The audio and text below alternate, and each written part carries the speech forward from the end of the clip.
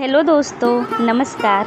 आज मैं आप लोगों को एक ऐसी कहानी सुनाने जा रही हूँ जो कर्म और किस्मत से जुड़ी हुई कथा है। अगर आप लोग मेरे चैनल पे नए हैं तो प्लीज़ मेरे चैनल को सब्सक्राइब कर लीजिए ताकि आपको कैची धाम की अनेकों सत्य घटनाएं जानने और सुनने को मिलती रहें। साथ में छोटी मोटी कहानियाँ भी सुनने को मिलती रहें। धन्यवाद।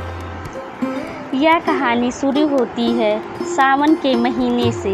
तो जैसा कि सावन का महीना भी चल रहा है और ये सावन से जुड़ी हुई कथा है।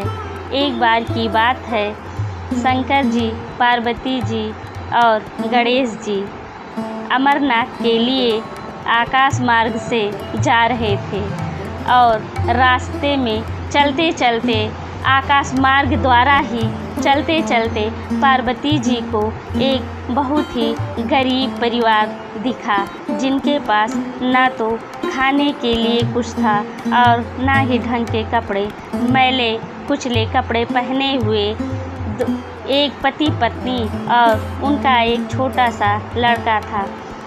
पार्वती जी ने जब उसकी गरीबी देखी तो पार्वती जी शंकर जी से कहने लगी, हे नाथ, चलिए नीचे चलिए, धरती पे चलिए, देखिए कितनी गरीब हैं, किस तरह से ज़िंदगी गुजार रहे हैं। आप चलिए और इन पे अपनी दया दृष्टि करिए।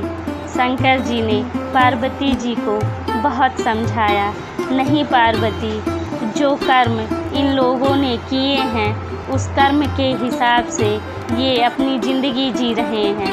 लेकिन पार्वती जी कहाँ मानने वाली, वो तो जिद पकड़ के बैठ गई।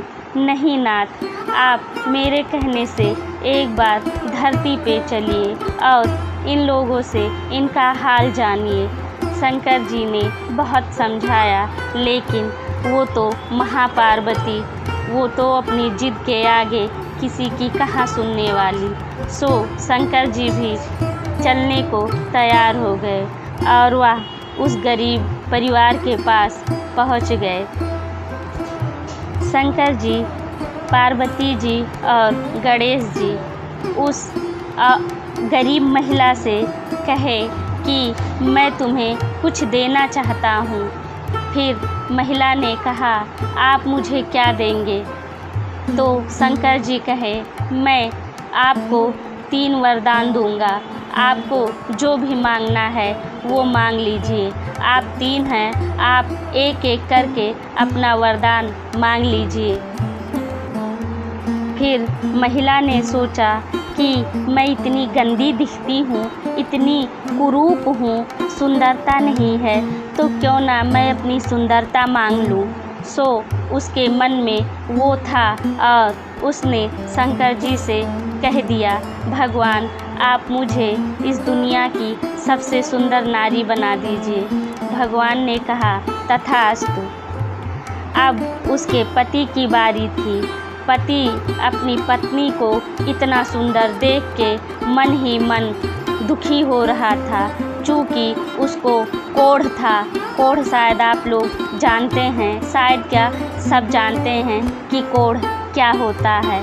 और पति ने जब इतनी सुंदर अपनी पत्नी को देखा तो वह मन ही मन गुस्सा होने लगा कि ये तो इतनी खूबसूरत हो गई और मैं तो कोढ़ हूँ, तो अब मैं क्या कहूँ।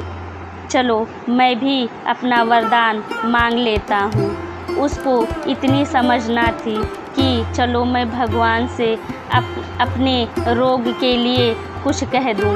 उसने शंकर जी से मांग लिया कि मेरी पत्नी जैसी थी वैसी ही कर दो, बल्कि उससे ज़्यादा ही कुरूप कर दो, उससे ज़्यादा ही भयानक दिखे, मेरी बीवी को ऐसा कर दीजिए आप। सो शंकर जी ने उसे भी तथास्तु कह डाला और वह इतनी कुरूप हो गई कि उसको देखकर उसका बच्चा रोने लगा।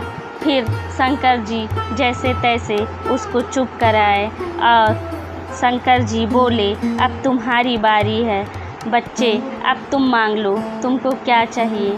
फिर बच्चे ने कहा, भगवान, मेरे माँ बाप जैसे थे आप वैसे ही कर दीजिए, मैं ऐसे ही खुश हूँ। फिर शंकर जी उस बच्चे को भी वरदान दे दिए, तथास्तु। फिर शंकर जी, पार्वती जी और गणेश भगवान आकाश मार्ग से चल दिए और चलते चलते शंकर जी ने पार्वती जी को बताया, देखी तुम तो कही और मैंने कहा भी, लेकिन तुम नहीं मानी। जितना जो भी उनके कुकर्म हैं वो इस जन्म में भोग रहे हैं, तुम्हारे कहने से मैंने उनको वरदान दिया और उन लोगों ने वरदान मांगा, लेकिन वो जैसे थे वैसे ही रह गए। वो दरिद्र ही थे और दरिद्र ही रह गए, क्योंकि उनके पिछले जन्म का कुछ पाप है, कुछ कुकर्म है जो इस जन्म में भोग रहे हैं। शायद वो इस जन्म में कुछ अच्छा करें तो आने वाले जन्म में या आने वाले समय में वो अपना सुखी जीवन बिता सकें। तो ये है कर्म और नसीब की कहानी। कर्म से ज़्यादा, नसीब से ज़्यादा कुछ नहीं मिलता। आप कर्म करिए, बाकी फल तो भगवान देगा ही।